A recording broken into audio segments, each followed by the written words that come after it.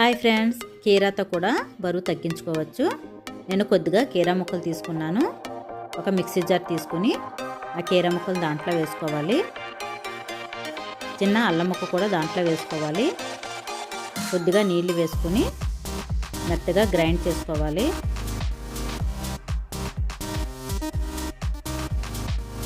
ఒక గ్లాస్ తీసుకుని నానబెట్టిన సబ్జా గింజల్ని 2 స్పూన్లు వేసుకోవాలి.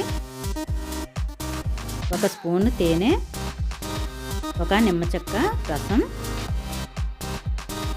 దాంట్లోనే మనం మిక్సీలో జ్యూస్ చేసుకున్నటువంటి ఆ జ్యూస్ని కూడా దాంట్లో వేసుకోవాలి.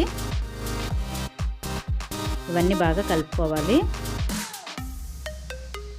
బరువు తగ్గడానికి ఈ జ్యూస్ని పరగడుపున 1 నెల రోజుల పాటు తాగాలండి.